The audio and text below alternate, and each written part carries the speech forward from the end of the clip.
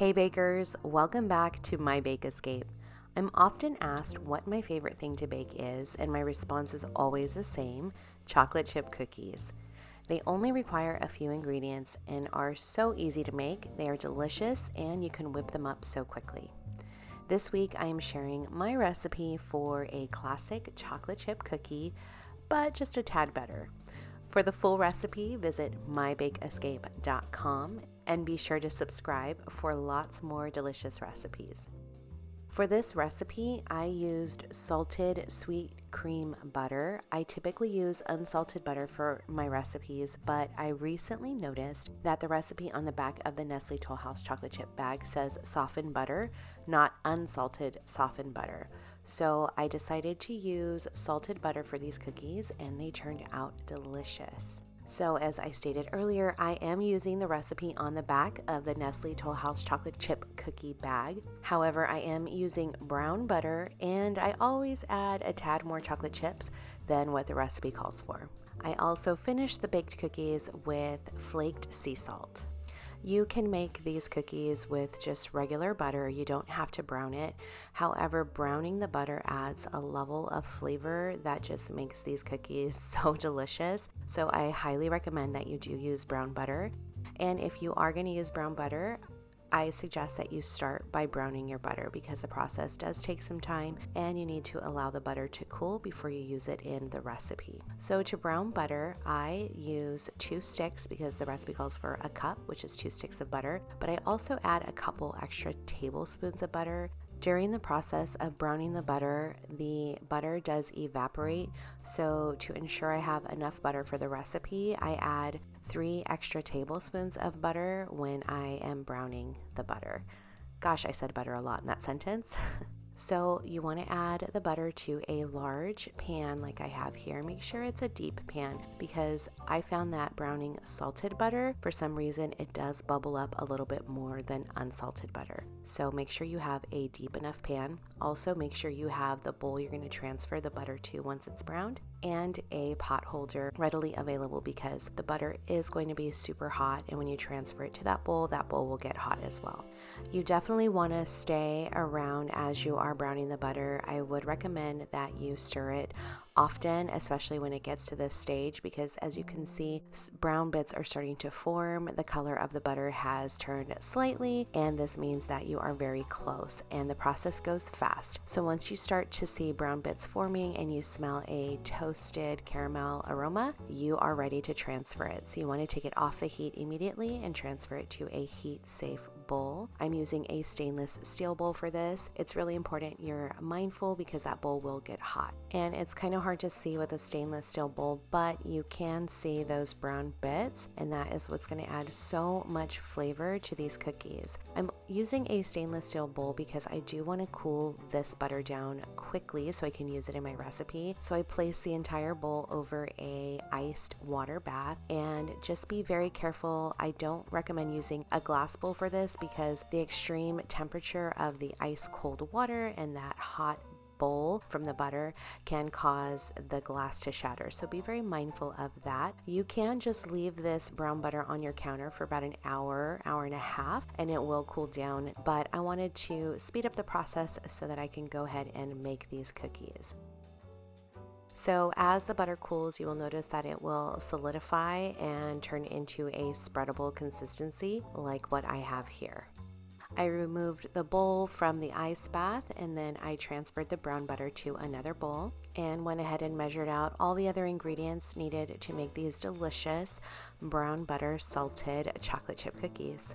For this recipe, I add 2.5 cups of semi-sweet chocolate chip cookies, and I take half a cup of those chocolate chips and I chop them up. I like to have bits of chocolate throughout the cookie.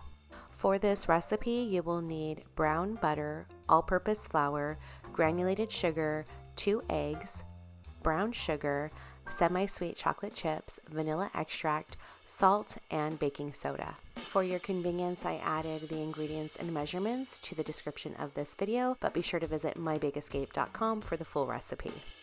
I like to start by combining the dry ingredients, so to the flour I add the salt, followed by the baking soda, mix that together. and then I set the dry ingredients to the side. Next, I work on the wet ingredients, and let me tell you, this brown butter smells incredible. This bowl that I use to add the butter in needs to be large enough because all of the dough is going to have to fit in this one bowl. So make sure you have a large bowl for this step. So to the brown butter, I added the sugars, and using a hand mixer, I creamed these together until they were light and fluffy. Then I added the eggs and mixed those in, followed by the vanilla extract. I mixed that in, and then I added the flour mixture in 2 batches. I added about half of it, and then I mixed that in, and then added the rest, and I mixed the flour just until it is completely absorbed into that brown butter sugar mixture. Then I added the chocolate chips and just carefully mix those in. I like to take a rubber spatula and just give the dough a nice mix. Make sure that the chocolate chips are evenly distributed throughout, and this is what the dough looks like. It smells incredible, and I cannot wait to bake the cookies. So I preheated my oven to 375 degrees Fahrenheit, which is 190.5 degrees Celsius. Then I lined a cookie sheet with parchment paper, and using a ice cream scoop, I went ahead and scooped out balls of this delicious dough. I make sure to arrange the cookies about 1.5 inches to 2 inches apart because they will spread slightly as they bake. Once all of the cookies have been scooped out, I also add a few chocolate chips to the tops of the cookie. I just like the way that it looks after they baked to see some of those chocolate chips on top.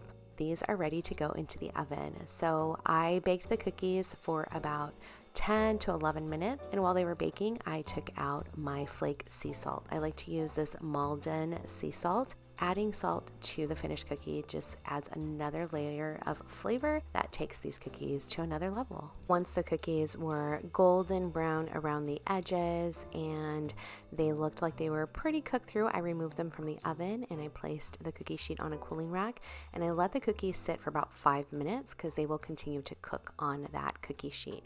While they were cooling, I went ahead and sprinkled them with that delicious flaked sea salt. And then after about 5 minutes, I transferred the cookies to a cooling rack so that they could continue to cool. You want to make sure to let these cool for about 10 to 12 minutes because they are very hot and they will kind of fall apart if you move them around too much. So let them cool for 10 to 15 minutes and then you're able to enjoy them.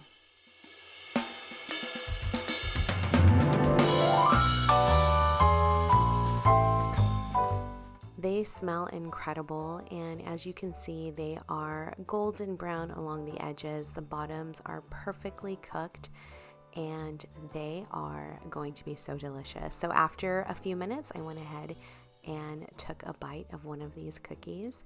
You can see there are a lot of chocolate chips throughout. The bottom is perfectly baked.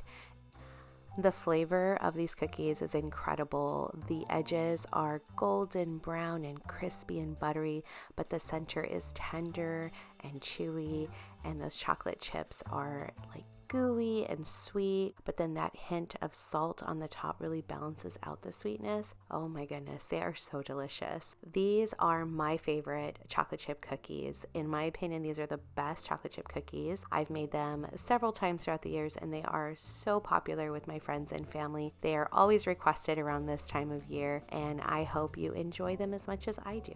Be sure to leave me a comment. Let me know what you think of this recipe if you made them. Did you enjoy them as much as I did? And if you have any questions, leave those in the comments as well. I'm happy to answer any questions that you have. These cookies are best the day you bake them. However, if you store them in an airtight container and leave them on your counter, they can last up to 3 days. When I say last, I mean they're still going to be delicious, but they tend to get a little stale after 3 days. So I would suggest eating them within 3 days.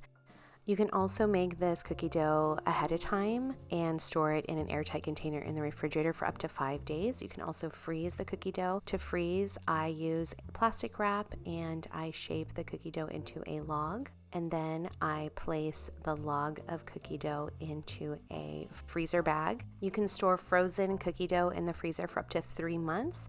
And then when I want to bake, I just take the log out. I carefully cut discs, these little cookie discs, and then I place them on a parchment lined cookie sheet and bake as I normally would. And I have fresh baked cookies within minutes. Again, for the full recipe, visit mybakeescape.com. Thanks for watching and have a sweet day.